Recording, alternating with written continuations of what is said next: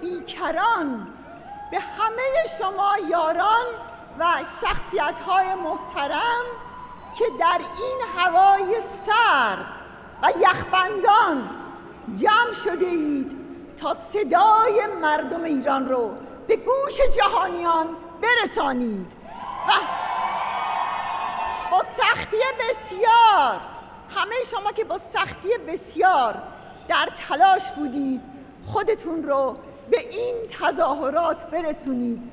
بدونید هر کجا که هستید، در میانه راه‌ها و در شهرها و کشورهای مختلف، بدونید که در اینجا حضور دارید و صدای شما رو اینجا بلند میکنه.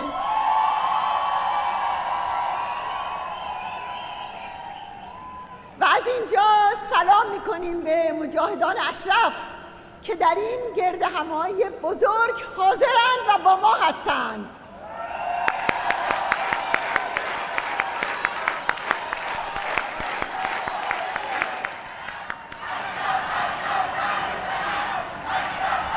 در آغاز خاطره دکتر ریتا زوسمود، رئیس پیشین پارلمان آلمان و یار بزرگ مردم و مقاومت ایران رو گرامی می‌داریم. زنی پیشرو که خاطره شجاعت و حمایتش، اون هم در سخت‌ترین شرایط، در قلب من و قلب همه ما ماندگار است. یادش گرامی باد.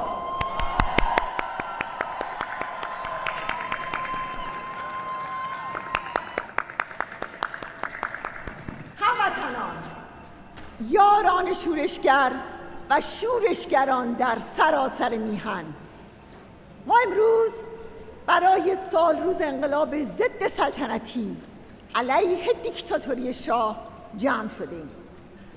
اما ابتدا از قیام دی‌ماه شروع می‌کنیم. قیامی که سرخفام شد، اما با خون شهیدانش، با کهکشان شهیدانش و هزاران جان شیفته و خشم و خروش خلق قهرمان، ایران و جهان را به لرزه درآورد. به یاد شهیدان قهرمان قیام با هم دست میزنیم.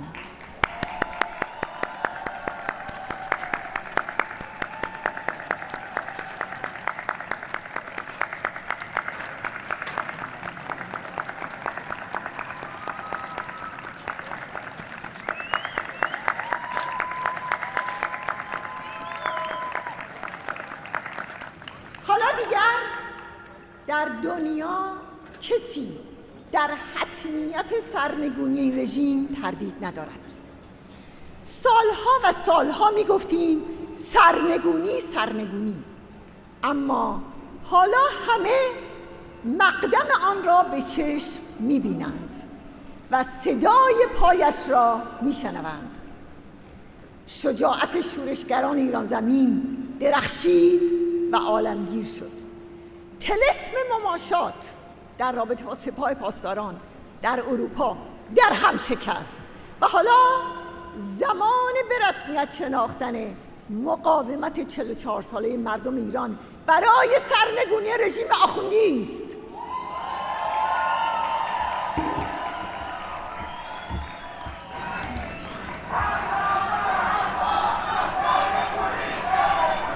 بله، زمان به رسمیت شناختن نبرد کانون‌های شورشی و ارتش آزادی بخش ملی ایران است که در آستانه 40 سالگی آن هستیم.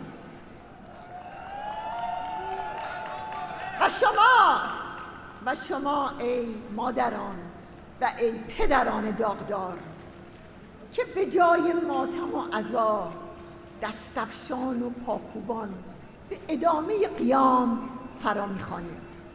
شما از دل اندوه پیروزی می‌سازید، همچون عزیز مادر رضایی‌های شهید که بعد از تیرباران فرزندانش به دست شاه و خمینی ایستاد و گفت نبرد ادامه دارد. آری نبرد ادامه دارد و آن خلق دلاور با شورشگران پیشتازش دوباره باز می آید انبوه‌تر و سازمان یافته تر تا رژیم آخوندی را خاک و خاکستر کند.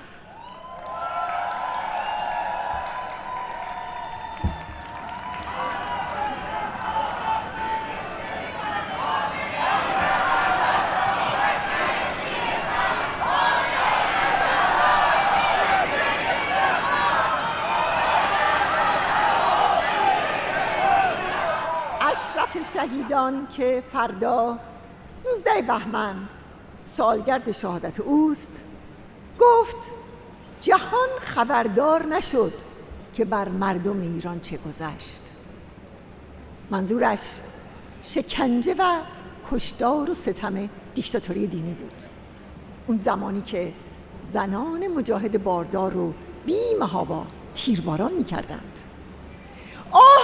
اگر اشرف بود و میدید که در این 44 سال چه گذشت، به خصوص اگر میدید چگونه دختران 14-15 سال همچنان در خیابانها گلوله باران میشوند، باز حتما دوباره میگفت جهان خبردار نشد که در ایران چه گذشت.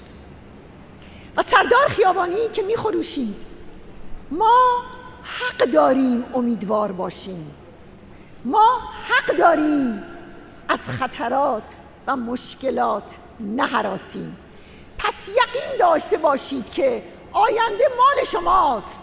نیروهای میرا از صحنه حذف خواهند شد. بله، حالا بعد از قیام دی‌ماه تیک تاک سرنگونی آغاز شده و زمان بیرون کشیدن نیروهای میرا، ستمگر و گذشتگرا از گردونه تاریخ ایران است. آری این تیک تاک سرنگونی رژیم آخوندی است. همیهنان عزیز، قیام دی‌ماه در مجموع 3 طرف داشت. یک طرف شورشگران که صحنه نبرد را در دست داشتند و جان خود را فدای آزادی کردند. طرف مقابل شیخ که بی‌دریغ خون می‌ریخت و طرف دیگر بقایای شاه و بچه شاه که آمده بود حاصل خونها را به سرقت ببرد، اون هم با شعار فوق ارتجاعی جاوید شاه که به شیخ در کشتار دست بازتر میداد. شعاری که شاخص تفرقه اندازی در خدمت خامنه‌ای و نیروهای سرکوبگر و راهبند قیام است. اما ما در دهه 3 قرن 21 هستیم و به قول مسعود اگر کسی گمان می‌کند می‌تواند انقلاب دموکراتیک نوین ایران را مانند انقلاب مشروطه، انقلاب ضد سلطنتی برباید و در لجه خون اندازد، سخت در اشتباه است.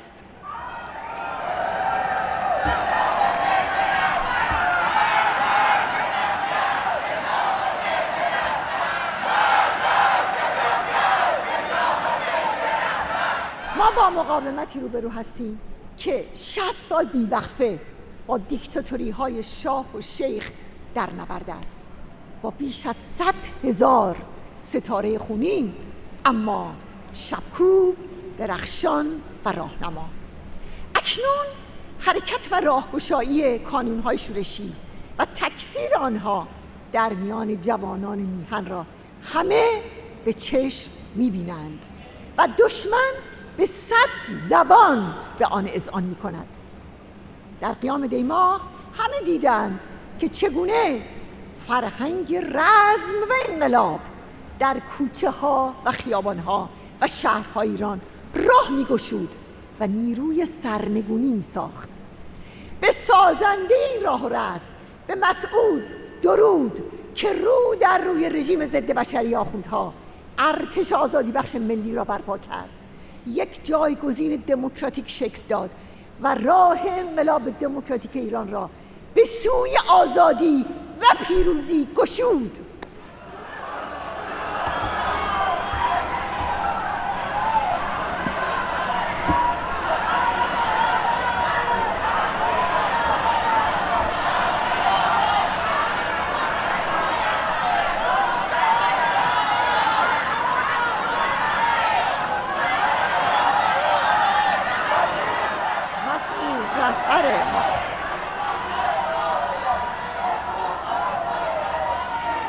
میپرسند مگر میتوان این استبداد سراپا مسلح را سرنگون کرد؟ قیام دی پاسخ میدهد آری. قیام دی با تهاجم صاعق آسای خود راه را نشان داد. راه ارتش قیام، ارتش بزرگ آزادی مردم ایران. میپرسند بعد از سرنگونی رژیم چطور باید از هرج و مرج جلوگیری کرد؟ میگوییم این رژیم خودش سرچشمه ناامنی و هرج و مرج است و خلقی که آن را سرنگون کند با تکیه بر یک جایگزین دموکراتیک و همبستگی تمام نیروهای جبهه خلق میتواند از آشوب و بی سر و سامانی هم جلوگیری کند. ایران آینده یک جمهوری دموکراتیک است در امتداد راه مصدق، با جدایی دین از دولت، خودمختاری ملیت‌ها، لغو حکم اعدام و یک ایران غیر اتمی و در صلح با همه جهان.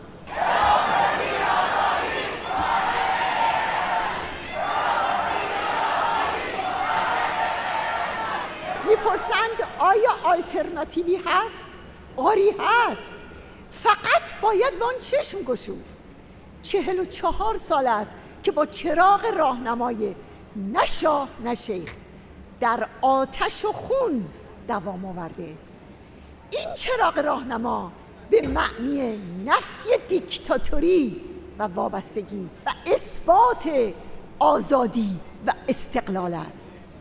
طبق برنامه شورای ملی مقاومت، قانون اساسی در ایران آینده توسط مجلس مؤسسان تدوین می شود که انتخابات آن حد اکثر 6 ماه بعد از سرنگونی برگزار می شود. روح و ترجیبند آنچه مردم ما می خواهند آزادی، آزادی و آزادی است.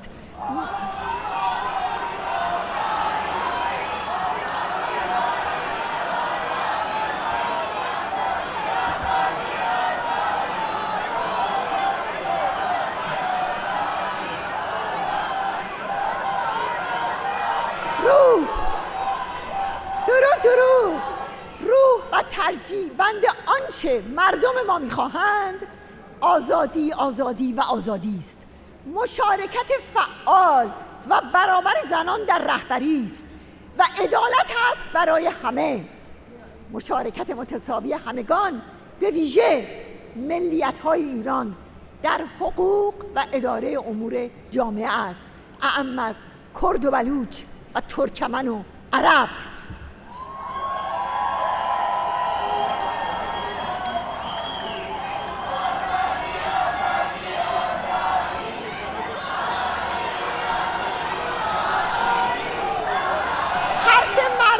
مقاومت ایران این بوده و هست که نه مماشات و نه جنگ، تغییر رژیم و حاکمیت جمهور مردم به دست مردم و مقاومت سازمان یافته آنهاست. شورای ملی مقاومت از سال 1381 در یک مصوبه به جبهه همبستگی ملی برای سرنگونی استبداد مذهبی فراخوان داده است، مرکب از جمهوری خواهانی که طرفدار جدایی دین از دولت هستند و رژیم ولایت فقیه را در تمامیت آن نفی می‌کنند. یعنی با وجود همه اختلاف‌ها و تفاوت‌های سیاسی و ایدئولوژیکی در جبهه خلق ما از دیرباز برانیم که میتوان و باید در جبهه همبستگی ملی گرد هم آمد به نام ایران زیر پرچم ایران و برای عالی ترین مصالح مردم ایران.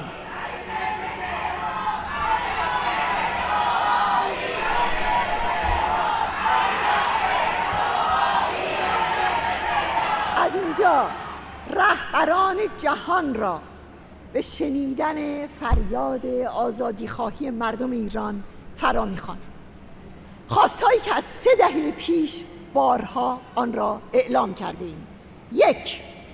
به رسمیت شناختن مبارزه مردم ایران برای سرنگونی رژیم و نبرد جوانان و کانون‌های شورشی با آدمکشان و نیروهای سرکوبگر خامنه‌ای. 2. اقدام فوری شورای امنیت ملل متحد برای ممانعت از اعدام زندانیان قیام و زندانیان سیاسی و حمایت از کارزار سراسری نه به اعدام.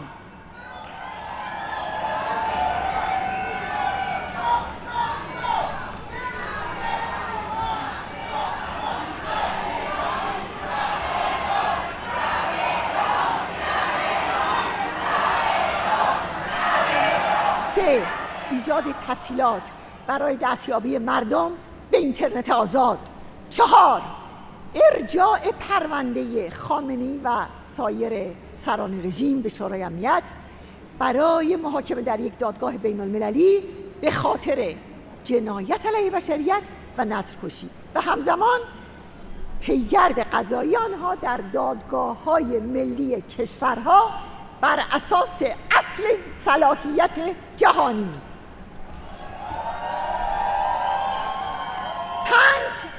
5.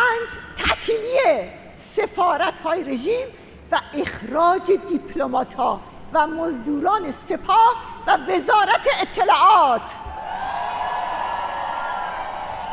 و 6. قطع کامل جریان‌های مالی رژیم آخوندی. هموطنان عزیز،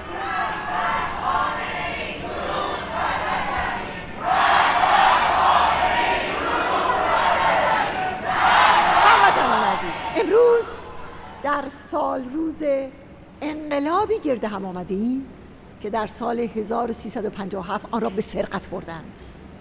در آن شب‌های خفقان و بیداد شاه و ساواک، راهبران و پیشتازان آن انقلاب فداییان و مجاهدینی بودند که سرنگونی دیکتاتوری شاه را زمینه سازی کردند و جامعه ایران را به قیام و انقلاب سوق دادند.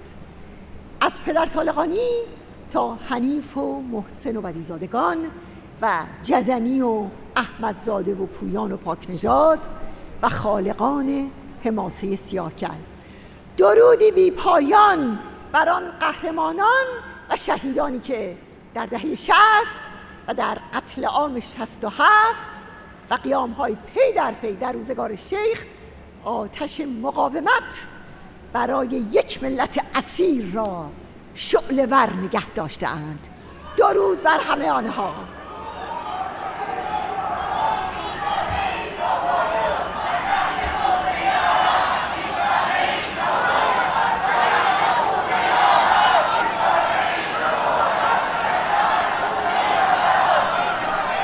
هموطنان عزیز،